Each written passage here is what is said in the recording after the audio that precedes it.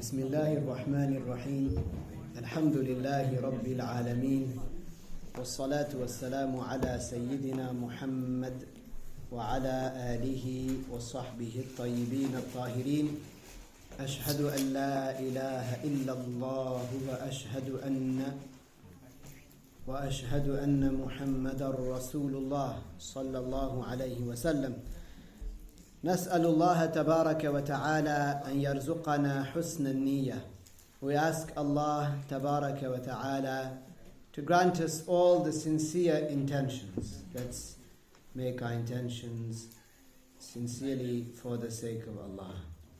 So don't just let it be words that you hear and think, yeah, intention. Make a sincere intention for the sake of Allah. By listening, by intending to learn, review, you are worshipping Allah tabaraka wa ta'ala.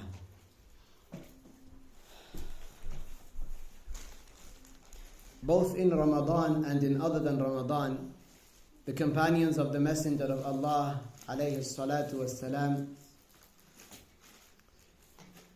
would have gatherings of Islamic knowledge. Even during the Prophet's time, sallallahu alayhi wasallam, although he was the source of all Islamic knowledge, even when he was not present in the masjid, the companions would sit in circles and they would review religious knowledge. You must have heard the hadith of the Prophet alayhi salatu wasalam, in which he said he entered the masjid and he saw two gatherings, two circles. In one, people were reviewing the Quran, reciting the Quran, performing a dhikr. And in another gathering, they were reviewing Islamic knowledge. So he sat with those that were reviewing Islamic knowledge. These are considered to be gatherings like gardens of Al-Jannah, as the Prophet described them, alayhi salatu wassalam. He said that if you pass by Riyad al-Jannah, if you pass by the gardens of paradise, referring to the gatherings of Islamic knowledge, فَارْتَاعُوا فِيهَا, which means, in essence, stick around, stay in them. Especially now in Ramadan. In Ramadan, the gatherings of knowledge increased in the times of the companions. It is said that Ibn Abbas radiyallahu anhuma, the cousin of the Prophet alayhi salatu wassalam, would teach a lot, such that it is thought some people would come out scholarly. That's how much he would teach.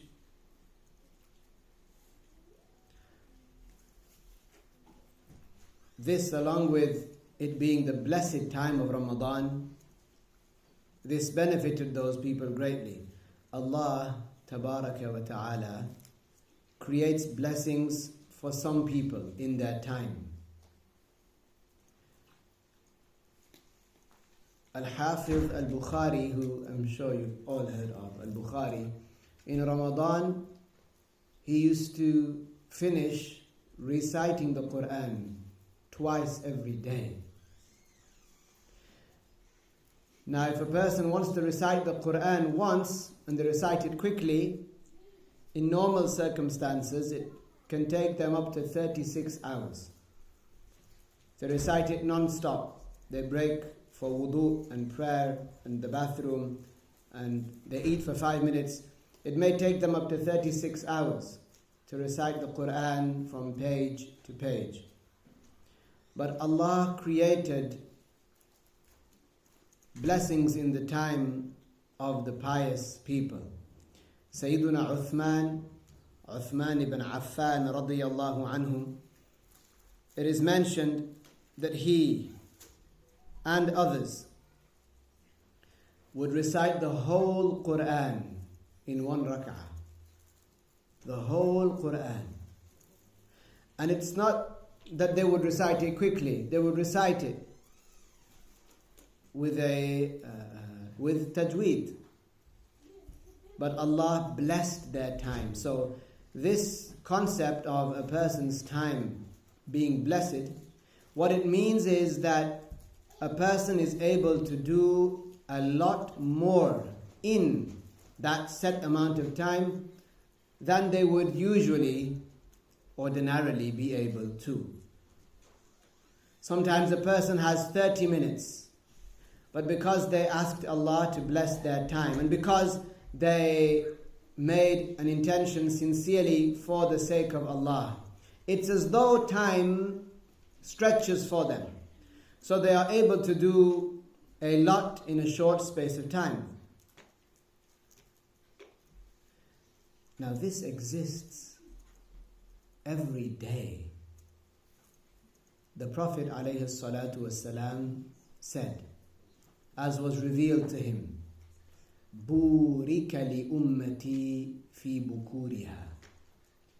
The early morning time has been made blessed. Burika, meaning that barakah, blessings have been placed within this time. So if a person, the companions understood this, if they wanted to start a trade, they wanted to open up their shops or stalls, or they wanted to start selling, they would do that early in the morning, just after Al-Fajr. Bukra, which many people nowadays use to mean tomorrow, it actually means the early morning. Bukratan, saharan wa fajran wa bukra. Bukra means the early morning. And this is the time that the Prophet said, alayhi salatu wasalam, is blessed. So one should take advantage of this time. Likewise, a blessed time is the time of sahar, the last third of the night. And it's put there because most people do not use it. Most people find it difficult to be awake at that time. This is before Fajr. Shaykh Abdullah said, من داوم على الاستيقاظ وقت السحر لا بد أن تأتيه النفحات هذا وقت الأولياء. Whoever continues to wake up at this time, the time of sahar, which is the last third of the night, so from al-Maghrib to al-Fajr, split that into 3, and then in the last third. And the closer you get to al-Fajr, the better, the more blessed. He said, whoever wakes up at this time continuously to make dua, or to pray, or to review religious knowledge, or to perform a dhikr, then they must, he said it with certainty, he said they must attain, they will attain nafahat. Nafahat, or if you will, pockets of blessings. So a person sees blessings in their time seems like it's stretched, you'd be surprised. Like Al-Hafiz An-Nawawi and As-Suyuti, they mentioned about them and other scholars that the pages of, the number of pages in their books were more than the days that they lived on this earth. By a long way. How did they do? When did they author all those things? Allah blessed their time. How did Sayyiduna Abu Hanifa radiyallahu anhu recite all of the Quran in one witr prayer, and he would do that regularly in the night? How would he recite the whole Quran in a space of an hour or 45 minutes? How would he do that? Allah blessed his time. Like this, when you go to places where there are blessings, sometimes when you go to a religious lesson, you feel like you learned so much. You didn't learn in your life as much maybe as you learned in one religious lesson. This is if one is sincere for the sake of Allah. Sometimes you go to a place that is blessed, the grave of a companion or the grave of a prophet, and there are blessings. You go to the best city on earth. You go to Mecca and you make dua and it's answered instantly. You make dua again, it would be answered instantly. Why? Because this is a place where the Kaaba is. This is the best city on earth. The Prophet ﷺ said, Allahumma ja'al bil madinati ضعفي ما جعلت في مكة من البركة. Oh Allah, put in Al-Madinah double the blessings that you created in Mecca. Although Mecca is better. Mecca as a city is better. So the Prophet made dua for Al-Madinah. In Al-Madinah, sometimes you feel as though there's no concept of time. It is so blessed in Al-Madinah. The Prophet ﷺ said, أَخْرِجُوا الْمُشْرِكِينَ مِنْ جَزِيرَةِ الْعَرَبِ. He said at one point in time, get rid of the polytheists, those that worship other than Allah. They need to be extradited from the min Jazirat al-Arab. Some of the scholars said this means Al-Hijaz.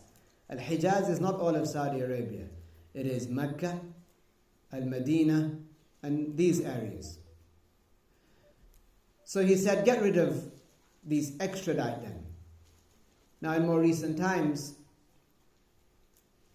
non-Muslims have been given permission, not religiously, to enter these places. Originally, it is not permissible for a non-Muslim to enter Mecca. It is a blessed place. Likewise, for a non-Muslim to enter Al-Madinah. Unless, for example, the Muslims wanted to use the services of this non-Muslim because he was very talented. Like they were building something and there is a non-Muslim engineer who can do this job really well. So they grant him permission for a religious benefit. Even some of the non-Muslims, they say now, when they enter Al-Madinah, which, la hawla wa la quwwata illa billah, even they say that it feels special here, and they're non-Muslims. It's different. It's like as though it's a part of paradise. It's just very different. There is awe in Al-Madinah. And we know the Prophet is there, alayhi salatu wassalam. And he made dua for Al-Madinah that it would have twice as many blessings as in Mecca. And he said that Jabal Uhud, it is a mountain that will be raised to paradise. And he said, Ma bayna mimbari wa qabri, what is between, he said, alayhi salatu wasalam, my mimbar in his masjid. He said, what is between my mimbar and my grave, that area of my masjid is a garden among the gardens of paradise. It's actually going to be a part of paradise. Subhanallah. And the masjid of the Prophet alayhi salatu wasalam and the other masajid, like Al-Masjid Al-Haram, where the Kaaba is, they will be raised to paradise. These are the blessed places. So when you go or you think about these blessed places, or you make dua at blessed times, like Bain al-Adhan wal-Iqama, when a person gives the Adhan, and then after a few minutes the person does the Iqama, we make dua in that situation because it's a time when the dua is answered. There are many blessings, but those who seek them among the people are very, very few. They exist. And the way to attain, to benefit oneself further from these blessings is to be pious. To be someone who learns the Islamic knowledge. At least they would learn the personal obligatory knowledge. And by that, if they implement it properly, they can they can become among the awliya. Remember, being a scholar and being a wali are not synonymous. A person might be nowhere near being a scholar, but he has the personal obligatory knowledge and then becomes among the awliya, and then that person would be blessed. So these blessings, we should not neglect them. Then we have a whole month that Allah eternally willed to fill with blessings. A whole month because of which, or because of the onset of which, paradise is decorated. This month of Ramadan, we should not neglect it. Any time you remember, I'm in Ramadan, start making a dhikr. Start making good intentions to do things. Because this month might not come again. So now that we are in a gathering of Islamic knowledge, mentioning Allah, mentioning Rasulullah alayhi salatu wassalam, have a good intention. Because one compares oneself, one hopes for sincerity, one compares oneself to all the other people, most of the people in the world who are not doing what one is doing. One would be hopeful for the mercy of Allah and still fear insincerity. This is the way of the pious. After some of them reached piety and they didn't know it, they feared insincerity. They did not become complacent. They feared insincerity, and by that they stayed on the straight and narrow, if you will. So all that to say, let's make our intentions for the sake of Allah Tabaraka wa Ta'ala.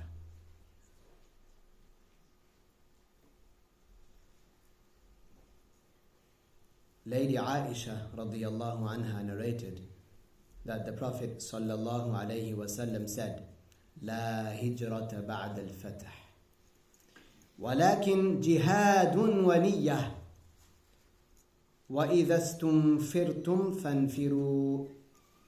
Al-Hafiz al-Nawawi said this means that there is no obligatory, in the general sense, no obligatory migration after the migration from Mecca to Al-Madinah, because now Mecca has become an abode of Al-Islam, Darul Islam. Mecca at one point in time, when it was under the control of the non-Muslims, it was known as Darul Harb, meaning a place that is controlled by the non-Muslims. Then, when the Muslims took over, towards the end of the life of the Prophet ﷺ, it became known as Darul Islam. So, in this famous hadith of the Prophet ﷺ, he said, La hijrah, there is no hijrah now, ba'd al-fatah, after the fatah of Mecca, after the conquering of Mecca.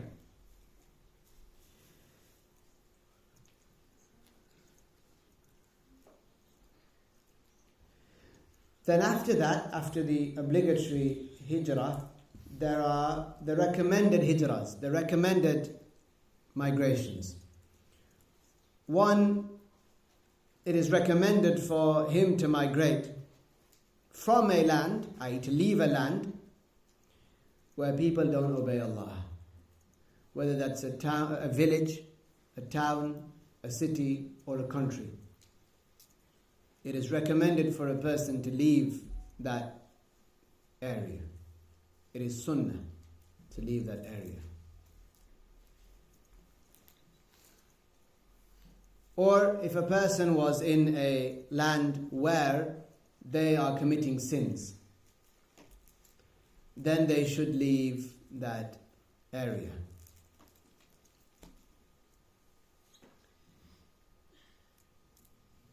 You think about this. You think about where are the blessed places on earth. You have Sham, Syria, Jordan, Palestine, Lebanon, a part of Iraq, a part of Egypt, a part of Turkey. Sham. The Prophet ﷺ said, Inna bilad al-Sham, or Inna al-malaikata labasitatun ajnihataha ala bilad al-Sham. The angels have their wings lowered over the lands of Sham. This means that these lands, originally were full of blessings. And still they have blessings in them, except that the Prophet said, sallallahu alayhi wasallam, إِذَا فَسَدَ أَهْلُ الشَّامِ فَلَا خَيْرَ فِيكُمْ. If the lands of Asham become corrupt, if there's a lot of corruption, a lot of kufr, if a lot of kufr exists in Asham in the future, then blessings would be reduced in the whole world. In the whole, not just Asham, but in the whole world. But still, Asham is considered to be a blessed place, where the 40 abdal that are mentioned in some hadiths, the 40 men that resemble in some way Prophet Ibrahim alayhi salam, because of their piety, the rain falls. Because of their piety, can you imagine their rank? Because of their piety, sustenance is granted to people. Whenever one of them dies, another one takes his place. These are the lands of Asham. Then you have Mecca and Al-Madinah. And then you have where we are. MashaAllah. Someone might think, what are we doing here? Subhanallah. The Prophet alayhi salatu wasalam said, أولى الناس بي. Once he, imagine this. So you are where you are right now, right? So the Prophet alayhi salatu wasalam once sent Mu'adh ibn Jabal radiyallahu anhu, who was perhaps 23 years of age. He sent him while the Prophet was in Al-Madinah. He said, go to the Yemen and teach there. He had already trained him up. He had already had him leading people in prayer in a particular area, and people would ask Mu'adh about al-halal and al-haram and religious judgments.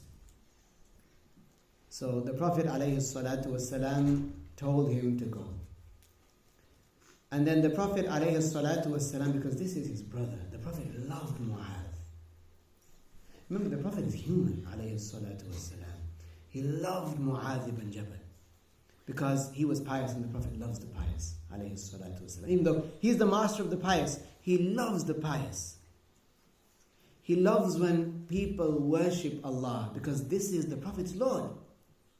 So he said to, and the pious people, they sometimes get an indication of the closeness of their death.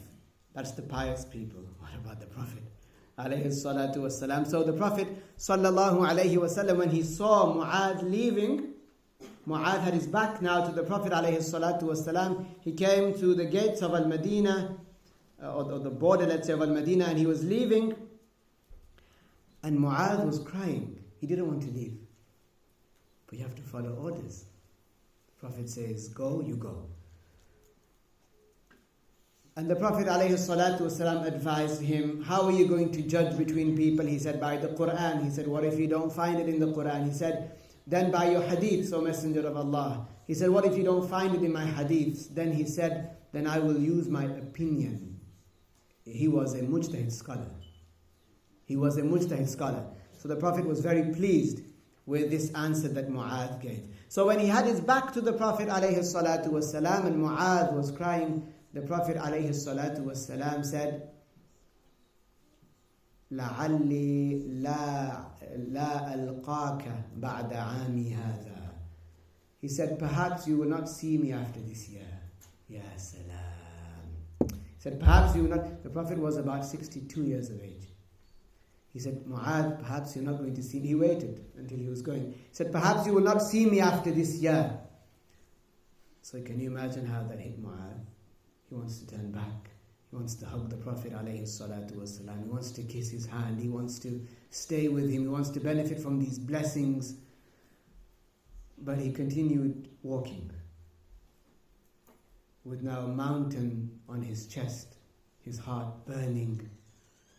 would desire to stay, but the Prophet has ordered, alayhi salatu wasalam, and the Prophet has the biggest of hearts.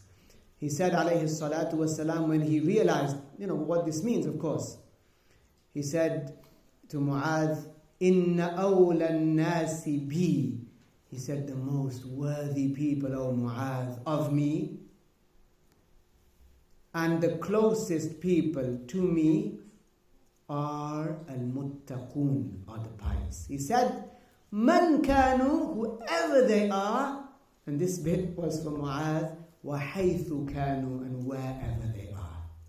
Doesn't matter where they are, even if they are 1,000 miles away, they would be closer to the Messenger of Allah alayhi salatu wasalam than some of those people who don't follow the Prophet sallallahu alayhi wasallam, but they stand outside his grave shouting Yalla, Yalla, Yalla. The Prophet would be closer to some people who are thousands and thousands and thousands of miles away. He'd be close to them because they are pious.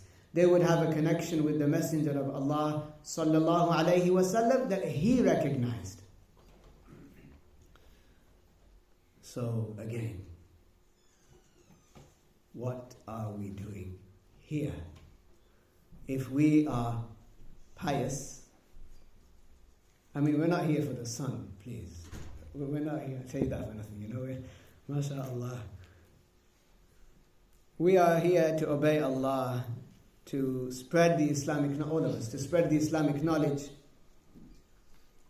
And we seek to gain proximity to the Prophet sallallahu alaihi wasallam. We are so far away, and we send as-salah and as-salam every single day. In the form of what? When we hear someone saying the Prophet, we say sallallahu alaihi wasallam. That's a form of as-salah ala nabi.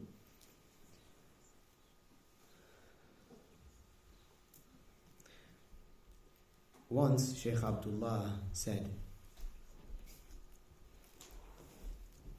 that the hijrah in the time of the Prophet sallallahu alaihi wasallam was from Mecca to Al-Madinah, where it was an obligation upon everybody to go to Al-Madinah to support the Prophet sallallahu alaihi wasallam.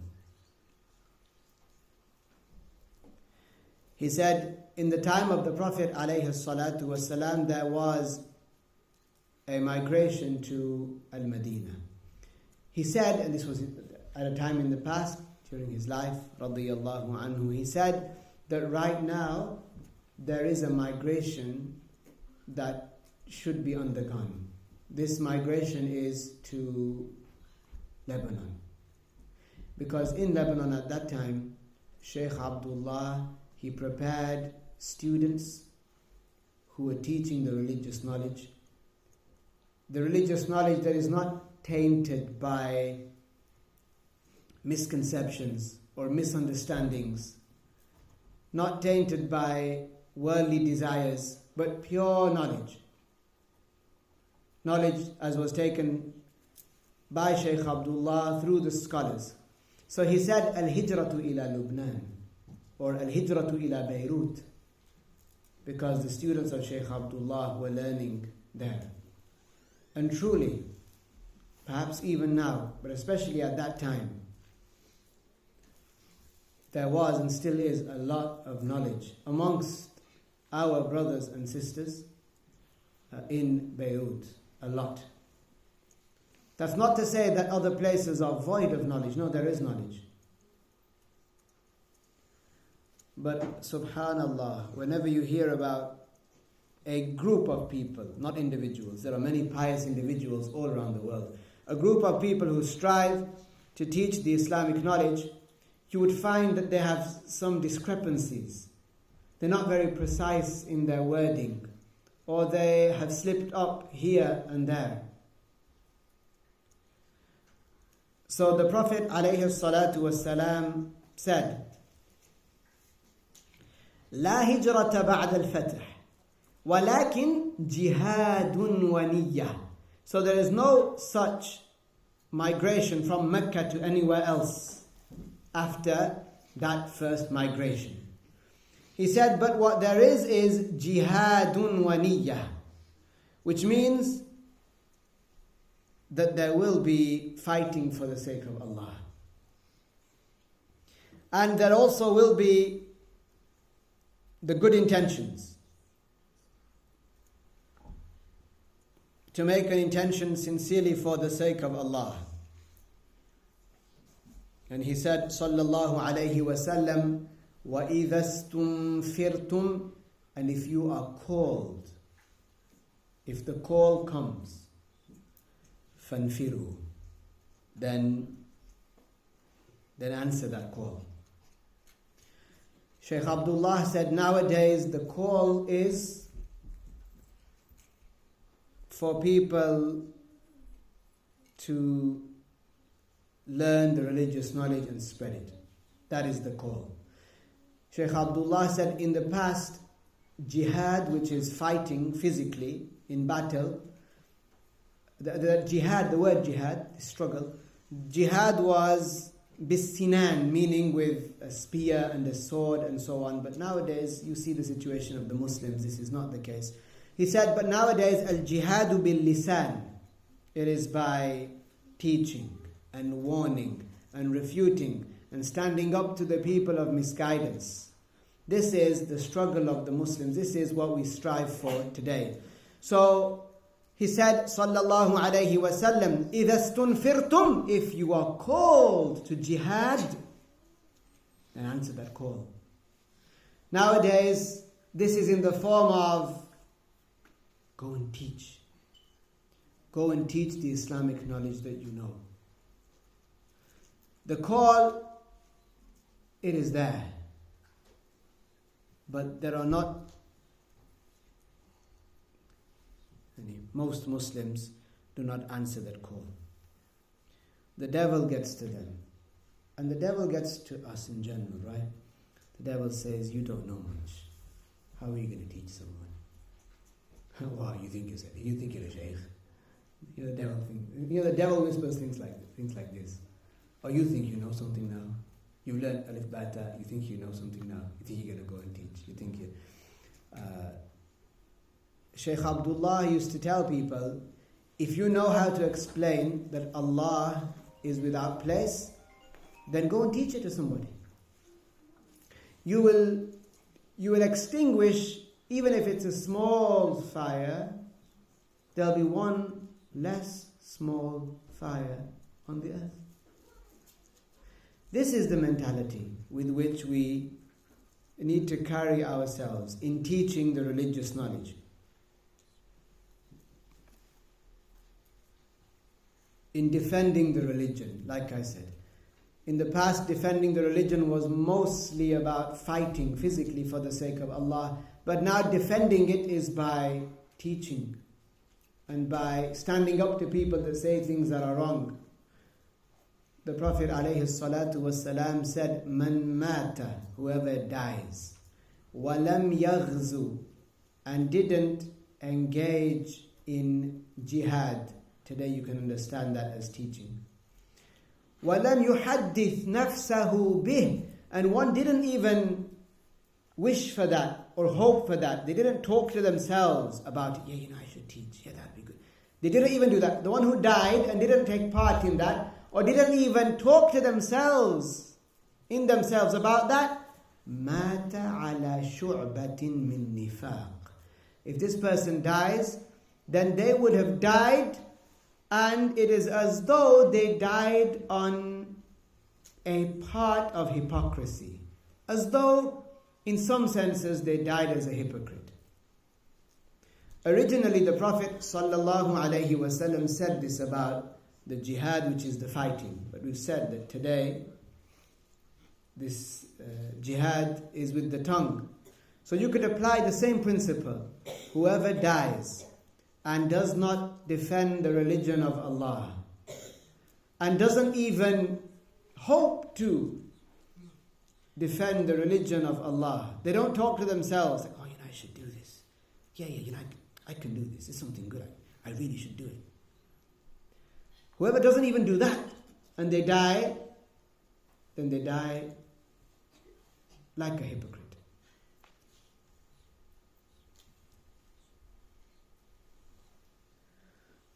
The Messenger of Allah sallallahu alayhi wasallam said, as was narrated by Jabir ibn Abdullah al-Ansari, he said, we were with the Prophet sallallahu alayhi wasallam in a battle. And the Prophet sallallahu alayhi wasallam said, Inna bil madinati la rijalan. There are men in Al-Madinah. So the Prophet alayhi salatu wasalam was very far away from Al-Madinah at this time. It was the Battle of Tabuk. Tabuk is in a northerly direction from Al-Madinah, closer to Palestine, closer to Cairo, closer to Jordan. So they were there. They wanted to fight a group of people.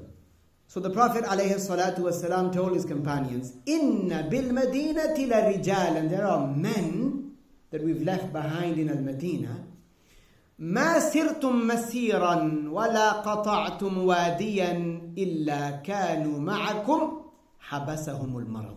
He said there are men, real men, who we have left behind in Al-Madinah that haven't come to fight alongside us. Muslims, honorable men that haven't come to fight alongside us, but know that you have not marched or you have not passed any valley except that they were with you in terms of reward. They're in Al-Madinah, but it's as though they are being rewarded, not the exact same reward, but a similar reward to you, even though you're doing the marching. You are the ones that are climbing the hills and going through the valleys and going through the trees and so on, and to get to the place of fighting, but they're getting rewarded as well. Why? He said, حَبَسَهُمُ الْمَرَض.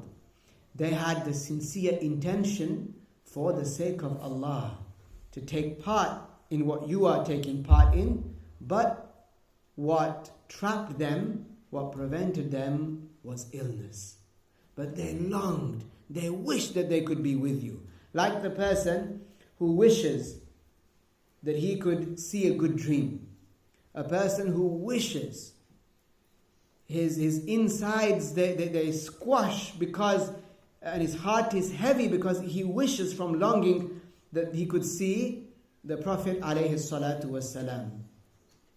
But he hasn't seen or for a long time.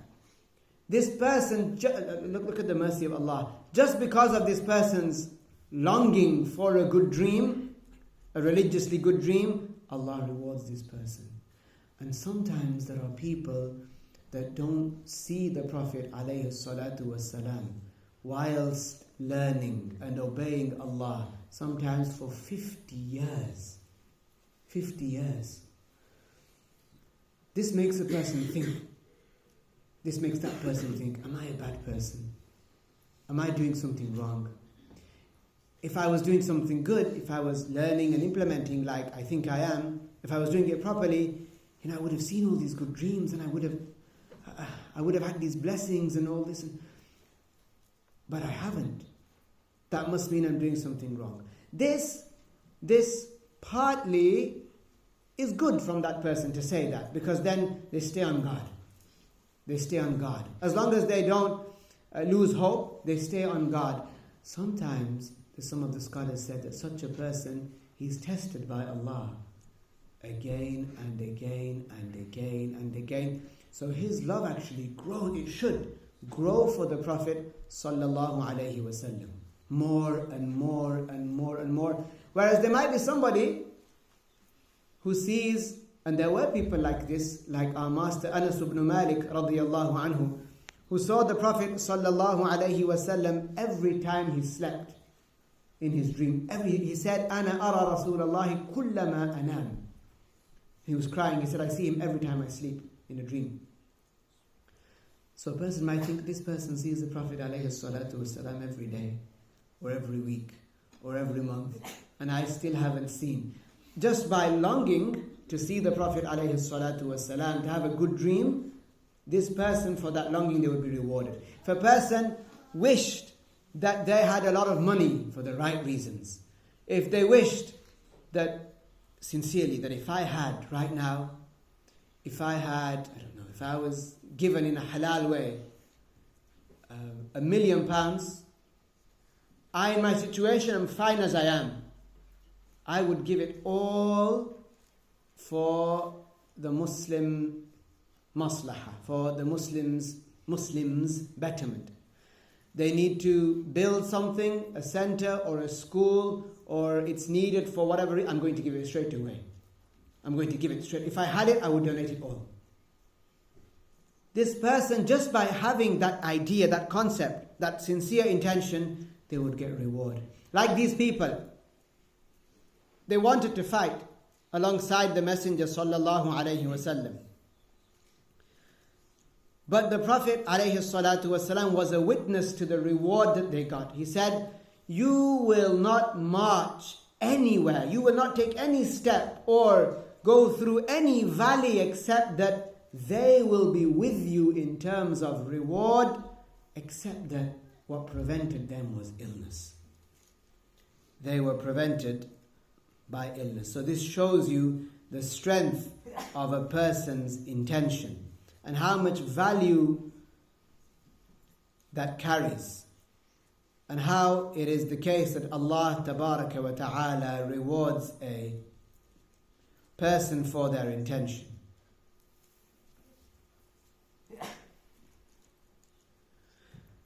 This hadith, or a hadith similar to this, was narrated by Anas ibn Malik radiyallahu anhu. Anas radiyallahu anhu said, the Prophet sallallahu alayhi wasallam said, Inna aqwaman khalfana bil Madinah, that a people that we have left behind in al-Madinah, ma salakna shi'ban wala wadiyan illa, we did not go through any tight or narrow cracks, through any mountains, we didn't follow any path or go through any valleys, except that وَهُمْ مَعَنَا, except that they were with us in terms of a similar reward. حَبَسَهُمُ الْعُذْرِ, what prevented them was the religiously valid excuse. For example, Allah revealed لَيْسَ عَلَى الْأَعْمَى حَرَجْ, the blind person is excused from fighting. He's blind. وَلَا عَلَى الْمَرِيضِ حَرَجْ, likewise the person who is ill, who is sick, and they're not able to fight, they're excused. وَلَا عَلَى الْأَعْرَجِ حَرَجْ, and the person that has a limp, the person that cannot walk properly, this person is excused from fighting. Even then, for example, Amr ibn Jamuh radiyallahu anhu, he came to the Prophet sallallahu alayhi wasallam and he said, Ya Rasulullah, these, and he had 4 sons. He said, O Messenger of Allah, these, proper put him on blast. He said, Ya Rasulullah, these sons of mine, they prevented me, O Messenger of Allah, from fighting with you in Badr. They said, it's okay, Dad, we'll fight on your behalf. You've raised sons. It's like if the 4 of us fight, it's as though you fought. But look, he wanted the good deeds for himself. He said, هَؤُلَاءِ مَنَعُونِ يَا رَسُولَ اللَّهِ, they prevented me. And they remained quiet, they were standing there. So he said, Ya Rasulullah, I want to fight alongside you in the battle of Uhud. And the Prophet ﷺ said to him, لَيْسَ عَلَى الْأَعْرَجِ حَرَجِ, because he had a limp. He was very old. And I think he was perhaps the last person in Al-Madinah before the Prophet passed away to embrace Al-Islam. So he embraced Islam very late as well. So the Prophet ﷺ said he recited the part of the Quran that said that the one that has a limp is excused. And sometimes the hypocrites were looking for excuses. Oh, I'm not well. Oh, I've got a headache. Oh, I can't fight today. This kind of thing. But the Prophet ﷺ is telling him what his judgment is. You don't have to fight. But he insisted, despite his limp. He said, Ya Rasulullah. He said, O Messenger of Allah, when I enter paradise, look at the confidence. He said, Ya Rasulullah, when, not a matter of if, when I enter paradise, will I be limping in paradise? So it was revealed to the Prophet ﷺ that La saqama fil Jannah. There are no ailments in paradise. There are no illnesses. There are no conditions per se in paradise. So he went and he fought and he was martyred. He was one of those that was martyred in the battle of Uhud. Radiyallahu anhu. He became one of the martyrs of the battlefield. Even though he was originally excused, but he wanted to fight. Like that, there were some youngsters at the age of 13 and 14. They came to the Prophet ﷺ when he was in a masjid called Masjid al-Dira or Masjid al-Bada'i' on the way to the mountain of Uhud. And they said to the Prophet ﷺ that we want to fight, like Sayyidina Abdullah ibn Umar. The Prophet ﷺ said to him, what means you're too young? Come back next year and you'll fight in the next one. And he did. Another one was young and he was a talented archer. He was 13. And because he was so talented and he had that enthusiasm, the Prophet ﷺ said, yes, you can take part. Even though they were excused. They were very young, but they wanted to take part. They wanted to march with their fathers and their uncles to protect the religion of Al-Islam. Sayyiduna Anas radiyallahu anhu, he narrated this hadith, and he is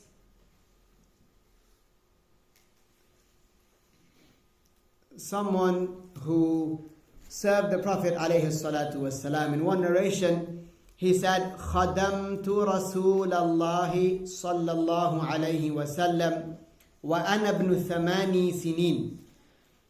I began serving the Prophet alayhi salatu wasalam when I was 8 years old.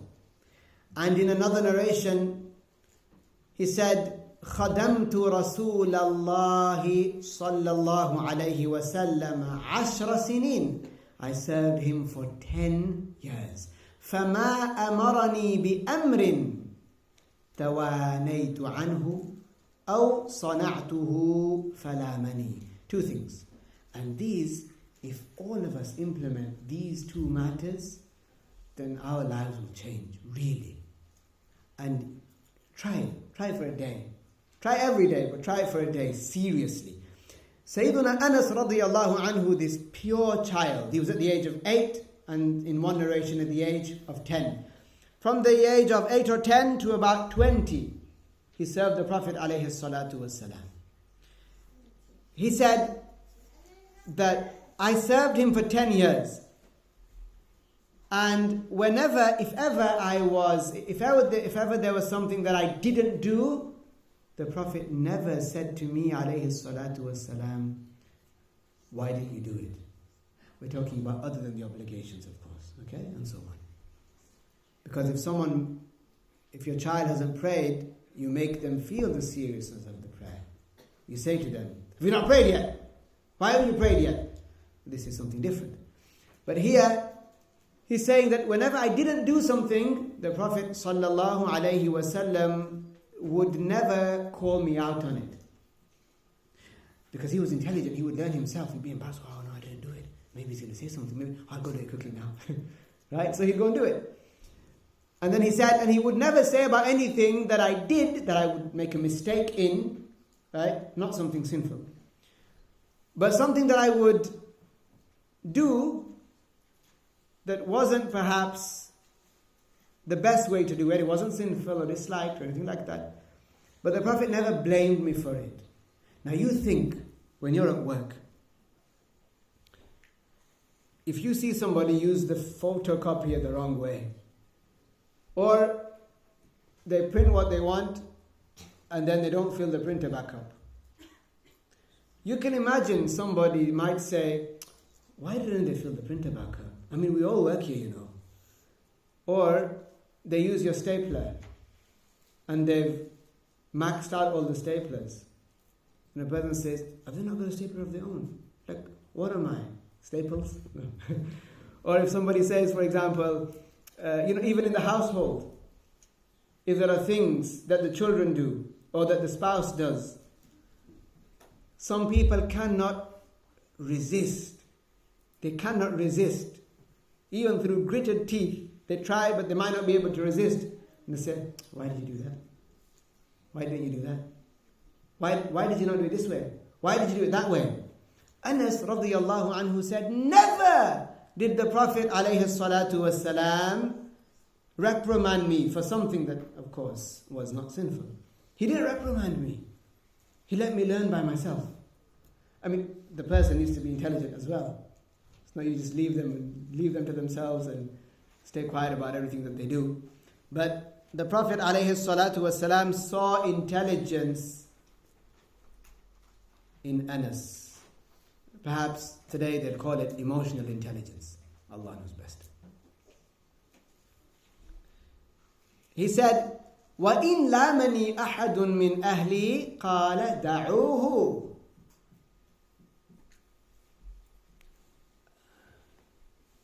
He said, if ever a member of my family, they reprimanded me for such things, the Prophet ﷺ would say, leave him. Leave him. He'd say, قُضِيَ. He said, لَوْ قُضِيَ أَنْ يَكُونَ لَكَانَ. He would say, leave him. If it had been willed for him to do it, he would have done it. Just like that. Just like that. Now imagine that was said about you. Someone said, don't shout at him. If it was will, he would have done it. But you can imagine many people nowadays would add that flavor of sarcasm. If it had been will, he would have done it. But they would have a stab. But no, the Prophet ﷺ would say that sincerely, of course. Anas radiallahu anhu said that when the Prophet ﷺ came to Al-Madinah, Abu Talha, who was the husband of the mother of Anas, he said that Abu Talha took me by the hand and he raced to the Messenger of Allah sallallahu alayhi wasallam in this narration. And he said, Ya Rasulullah, inna Anasan ghulamun kayyis. O Messenger of Allah, indeed Anas is a smart young boy. فَلْيَخْدِمْكَ. Let it be that he serves you. Let it be that he serves you. So Anas said, then I served him fi safari wal hadar. I served the Messenger alayhi salatu wasalam when he was at home, when he was resident in Al-Madinah, and when he would travel. I would serve him. And he did not say to me about anything that I did, why did you do it like that? And he did not say to me about anything that I didn't do. Why didn't you do it like this? And in another narration, Anas radiyallahu anhu said that my mom, she took me to the Messenger of Allah alayhi salatu wassalam. And she said, Ya Rasulallah, khuwaydimuka. Khuwaydim is like khadim, a servant, but like a small one, like a cute one. Khuwaydimuka ya Rasulallah. You can do that in the Arabic language. Kitab, a kitab is a book. A kutayyib is a small book. Right?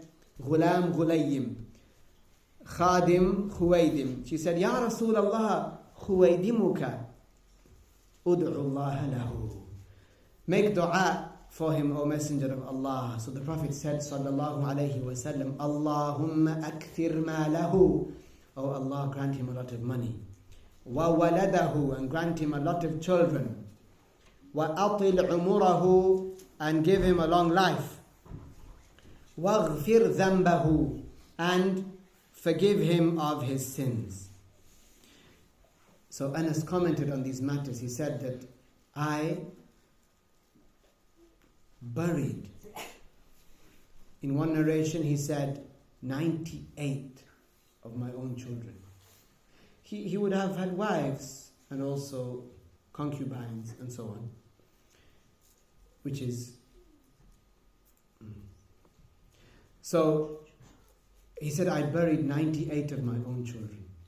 And in a narration he said mi'atan wa thnain, 102 of my own children. And he said that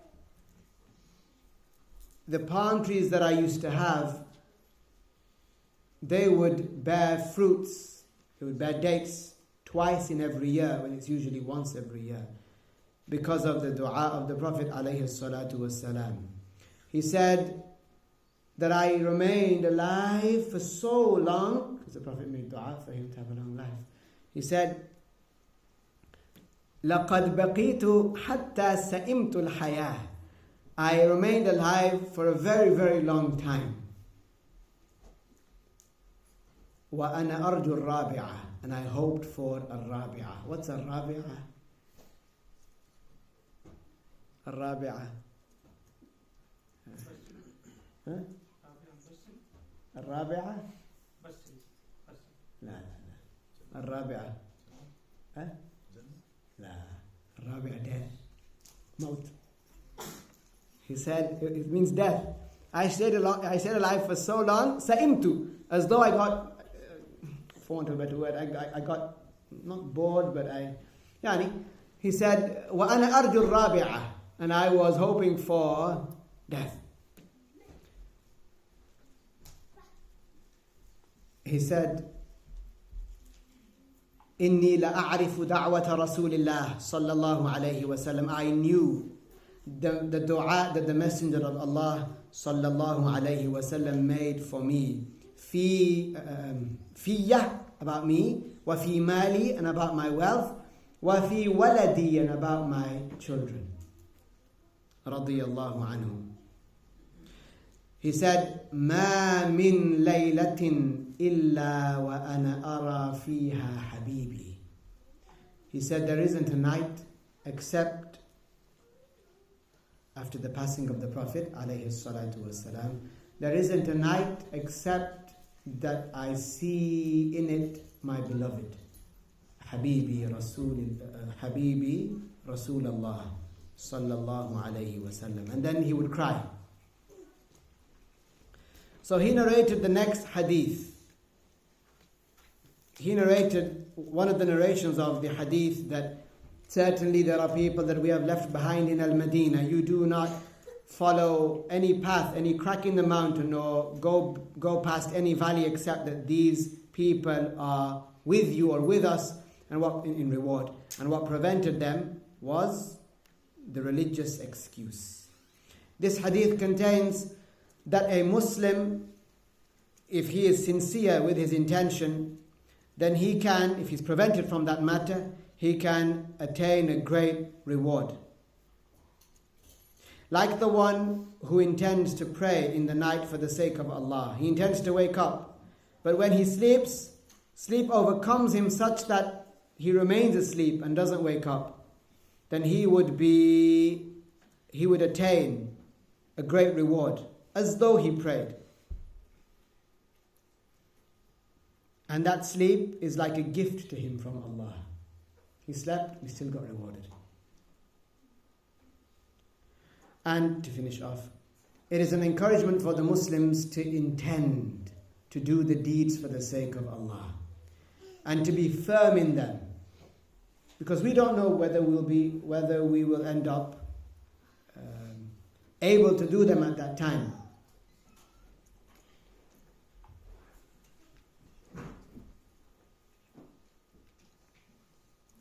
So just by the intention, a person can attain reward. Walhamdulillah, wassalatu wassalamu ala rasulillah, sallallahu alayhi wasallam. Let's stop here today. Let's recite Al-Fatiha for the sake of Allah Ta'ala, and send the reward to the Prophet sallallahu alayhi wasallam, to the Prophets, to Shaykh Abdullah radiyallahu anhu. And we ask Allah Ta'ala, by the virtue of Ramadan, this blessed month, to make things easy for our brothers in Palestine and wherever they are suffering. Al-Fatiha. A'udhu billahi minash shaitanir rajim. Bismillahir rahmanir rahim. Alhamdulillahi rabbil alamin.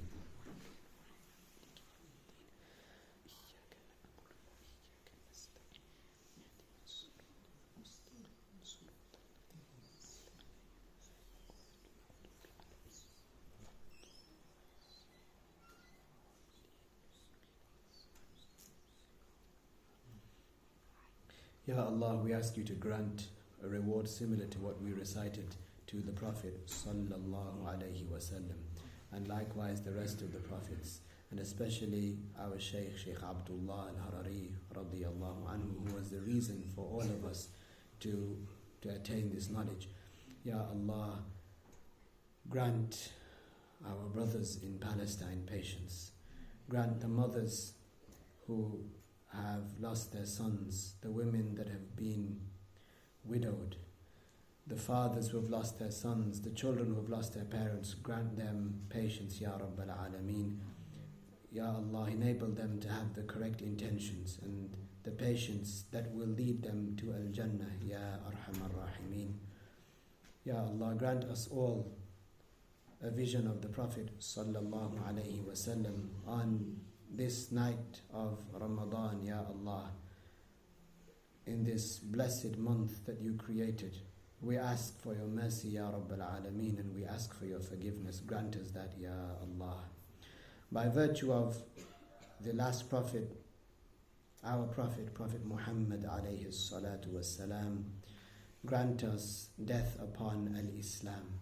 Grant us to see the Prophet sallallahu alayhi wasallam at his basin, and grant us to drink from the water that he gives us from his basin, Ya Rabbal Alameen, with his hands. Ya Allah, grant us death upon al-Islam. Grant us the last sentence that we say, Bi la ilaha illallah Muhammadur Rasulullah, wa akhiru da'wana anil hamdulillahi rabbil alameen. Let's say La ilaha illallah and as-salah ala nabi. La ilaha illallah, la ilaha illallah, la ilaha illallah. Allahumma salli ala Sayyidina Muhammad wa ala alihi wa sahbihi wa sallim. Allahumma salli ala Sayyidina Muhammad wa ala alihi wa sahbihi wa sallim. Allahumma salli ala Sayyidina Muhammad wa ala alihi wa sahbihi wa sallim.